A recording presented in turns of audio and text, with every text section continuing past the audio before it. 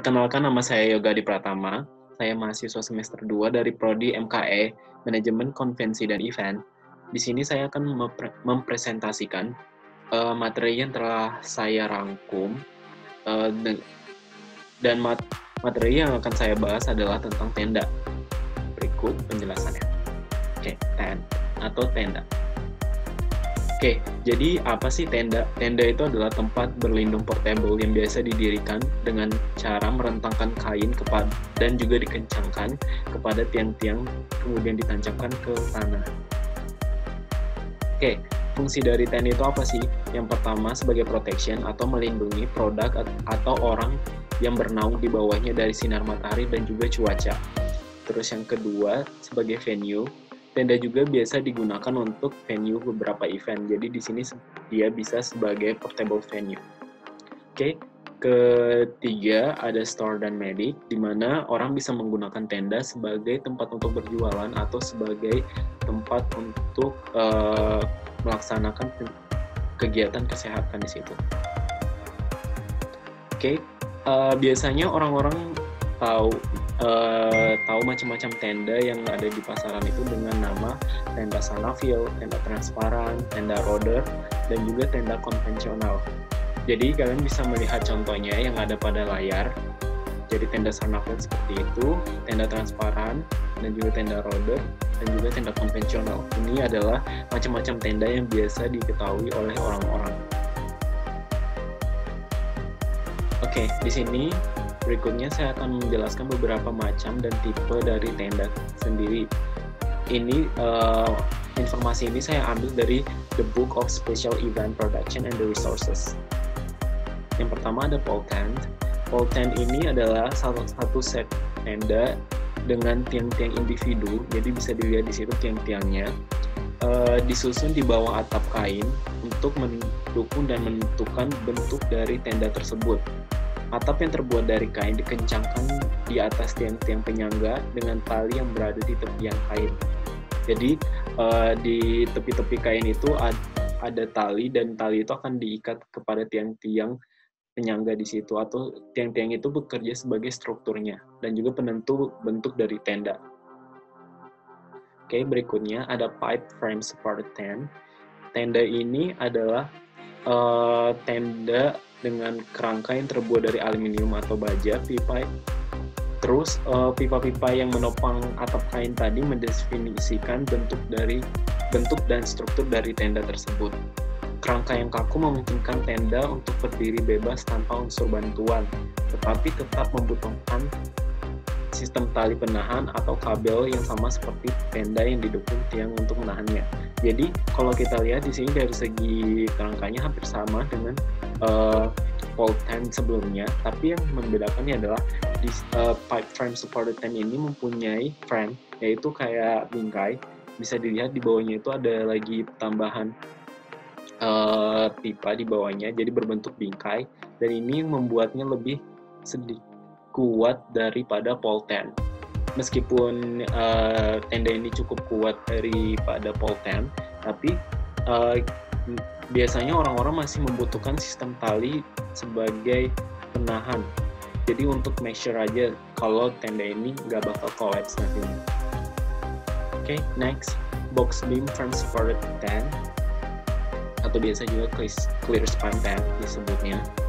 Jadi tenda ini memiliki kerangka box beam, I-beam atau truss arch yang berfungsi untuk menopang atap kain dan menentukan bentuk struktur. Konstruksi dari tenda ini lebih kuat karena menggunakan rangka balok aluminium atau baja yang membuat tenda ini lebih cocok untuk pengaplikasian yang lebih lama dan juga lebih besar.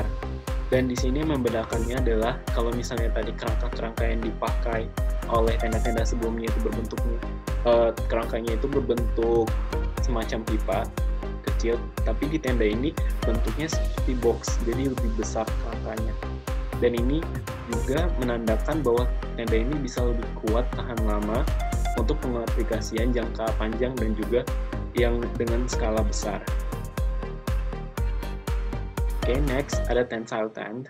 Kalau dilihat secara kasat mata, tenda ini hampir mirip dengan pole tent, Tapi yang membedakan tenda ini adalah jadi atapnya itu sedikit berbeda, jadi kayak jadi atapnya itu lebih bergantung terhadap teknik pengencangan dan juga penegangan kain. Jadi bentuk dari atapnya itu bakal berbeda. Tenda ini juga disebut sebagai membran tent karena bentuk dari atapnya itu seperti membran-membran. Dan tenda ini banyak sekali digunakan oleh arsitektur untuk membuat suatu unsur yang sangat indah. Oke, next ada inflatable stand atau biasanya juga tenda tiup. Nah, tenda ini cukup unik di mana karena waktu pengaplikasiannya dan juga pas pembongkarannya, tenda ini sangatlah praktis karena tidak membutuhkan tiang-tiang penyangga, tapi dia hanya menggunakan mesin kipas yang harus selalu on saat tenda ini berdiri. Dan juga tenda ini banyak sekali akhir-akhir ini digunakan karena pilihan warna dan juga bentuknya yang sangat fleksibel, jadi bisa di-request kepada perusahaan yang membuat tenda ini. Dan bisa dilihat di situ contoh dari inflatable tents. Oke, di sini kita akan membahas kain yang dipakai oleh tenda biasanya. Biasanya yang dipakai oleh orang-orang itu adalah berupa polyester, tapi beberapa orang juga masih menggunakan kanvas. Kenapa sih orang-orang sering menggunakan polyester? Karena polyester itu dia lebih tahan lama dan juga lebih tahan terhadap efek cuaca, termasuk kerusakan air dan sinar matahari. Seperti yang kita tahu bahwa kalau sinar matahari itu adalah musuh terbesar dari warna. Jadi untuk penggunaan bahannya orang-orang itu lebih picky. Jadi lebih picky karena tenda ini berfungsi untuk melindungi orang dari sinar matahari. Tapi kalau seandainya tenda ini tidak tahan terhadap matahari, jadi untuk apa gitu?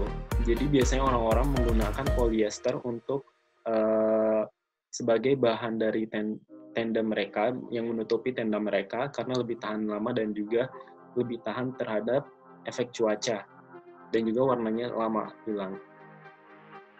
Dan biasanya bahan-bahan yang dipakai oleh orang-orang adalah bahan-bahan yang memiliki sifat flame retardant atau tahan terhadap api.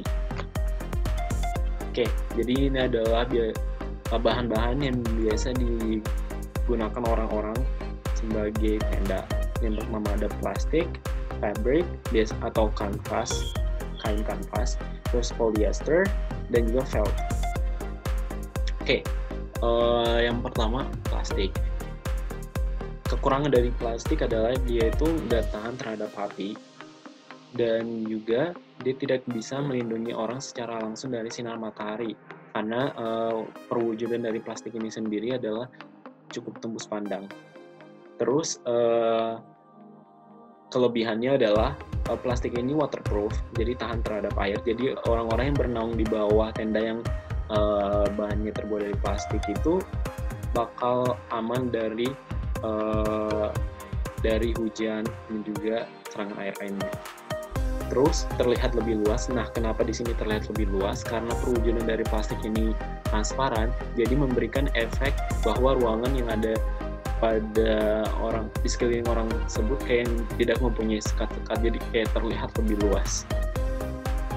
Oke, next ada polyester. Polyester ini sifatnya flame retardant, tahan terhadap api, terus bahannya yang ringan dan juga tahan panas. Fabric atau kanvas, kain kanvas. Fabric mempunyai keuntungan yaitu perawatannya yang mudah, bahannya yang ringan, terus dia dingin meskipun terkena sinar matahari. Terus bahan felt. Kekurangan dari bahan felt ini adalah gampang berbulu, terus gampang kotor dikarenakan warna dari bahan-bahan felt ini kebanyakan atau didominasi dengan warna-warna yang cerah. Jadi jika ada titik noda sedikit pun itu bakal ke-notice sama orang-orang. Terus kelebihannya mempunyai banyak pilihan warna. Oh iya, bahan felt ini juga udah digunakan oleh untuk sebagai bahan tenda dari zaman dulu. Jadi ini kayak udah lama banget digunakan. Oke, berikutnya kita masuk ke element of tent atau unsur-unsur dari tenda itu sendiri. Seperti yang bisa dilihat, ada top, side wall, gutter, lighting, liner, flooring, air conditioning, dan branding signage. Oke, yang pertama ada tent tops. Ya, seperti yang kalian tahu tops di atas. Berarti ini adalah atap dari tenda. Oke, meskipun yang tenda-tenda yang kita sering jumpai itu berwarna putih, tapi ternyata atap tenda itu banyak warnanya dan juga banyak bentuknya. Jadi semakin sekarang makin banyak variasi warna yang biasa digunakan oleh orang-orang sebagai bahan dari tenda.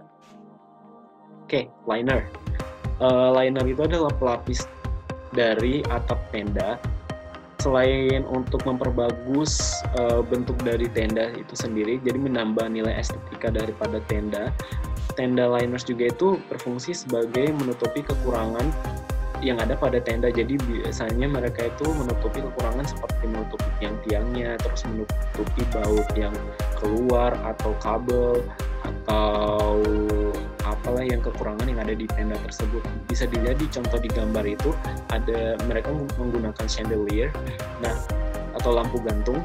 Nah di situ kan tidak terlihat kabel yang biasanya ada kabel yang nggak rapi, itu karena ditutupi atasnya oleh liners ini. Oke, yang berikutnya ada side walls. Side walls ini adalah dinding samping, dan ini biasanya opsional ya. Kalau bisa tadi kalian lihat sebelumnya pas gambar-gambar sebelumnya ada tenda yang nggak menggunakan dinding, jadi ini opsional doang. Kayak menyesuaikan keadaan dan juga situasi. Contohnya pengguna side walls ini misalnya saat hujan. Jadi biasanya kan ada percikan-percikan air dari samping, itu bisa diakalin dengan penggunaan side walls ini. Jadi orang yang di dalam tidak bakal terkena oleh percikan-percikan air dan juga tanah yang berada di samping. Dan penggunaan side walls juga ini biasanya dipakai orang-orang saat menggunakan tenda sebagai venue dan acaranya itu cukup intim. Seperti pernikahan, biasanya mereka menggunakan side walls ini karena tidak ingin dilihat oleh orang-orang. Biasanya kalian bisa nemuin tenda-tenda macam ini kayak acara-acara pernikahan yang ada di pinggir jalan. Biasanya mereka menggunakan side walls agar terlihat lebih intim. Oke, next, gutters. Gutters di sini bukan artinya bukan got yang ada biasanya di jalan-jalan itu ya, tapi gutters di sini adalah saluran air yang digunakan di tenda. Jadi untuk mencegah kerusakan dan menjaga kestabilan tenda agar tendanya itu tidak runtuh. Dan kalian mungkin pernah lihat tenda yang runtuh akibat dia terlalu banyak menampung air di atasnya. Itu karena nggak ada saluran air yang mengatur aliran air itu supaya nggak numpuk. Nah itu bisa diakali dengan penggunaan gutters ini. Jadi dia bakal membuang airnya pada sisi-sisi tenda. Oke, berikutnya ada lighting. Jadi di sini lighting yang biasa dipakai itu macam-macam ya. Jadi biasanya ada tumbler, ada chandelier, ada juga bohlam lampu biasa. Biasanya yang dipakai itu lampu globe yang terbuat dari resin PVC yang biasanya dikaitkan atau diikat pada kerangka-kerangka tenda. Oke, flooring. Flooring juga ini opsional ya. Jadi flooring itu artinya lantai tenda, of course, namanya flooring.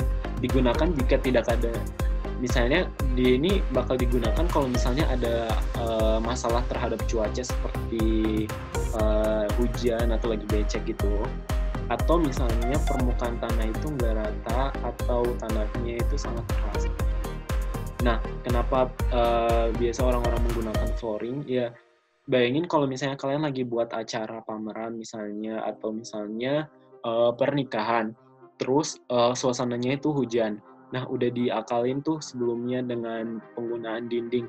Tapi orang-orang yang di sana dengan segala OOTD-nya mereka datang ke acara pernikahan, dengan sepatu mahalnya mereka, dengan gaun-gaun yang mahal, terus mereka jalan di atas tanah yang becek, meskipun udah di dalam tenda. Gimana dong, seberapa kecewanya mereka saat datang dan melihat venue-nya, wah penuh dengan becek. Nah, jadi ini bisa diakali dengan penggunaan flooring atau lantai tenda. Jadi saat orang datang ke venue, mereka tidak perlu menginjak becek-becek yang ada di venue. Air conditioning. Oke, jadi karena tinggal di Indonesia, mungkin orang-orang itu pada menerjemahkan air conditioning itu dengan penyejuk ruangan, di mana-mana penyejuk ruangan. Jadi di sini air conditioning itu pengatur suhu ya, jadi nggak hanya menyejukkan aja, karena oke lah, kalau di Indonesia air conditioning itu biasanya digunakan untuk menyejukkan ruangan. Tapi kalau di luar negeri, air conditioning itu bisa juga digunakan untuk memanaskan suhu ruangan. Karena di sana suhunya itu nggak seperti di Indonesia yang melulu panas. Di sana juga bisa yang extremely dingin banget. Jadi mereka memerlukan air conditioning ini untuk menghangatkan tenda dan supaya pengunjungnya itu nggak terganggu. Masa iya orang datang ke venue atau ke acara dengan segala gestur mereka yang kedinginan dan gemeteran gitu, nggak kan? Jadi di sini air conditioning cukup krusial juga. Oke, branding signage. Branding signage ini aksesoris dekoratif tambahan, biasanya digunakan untuk tenda-tenda yang telah disewa oleh perusahaan-perusahaan yang ingin melakukan pemasaran.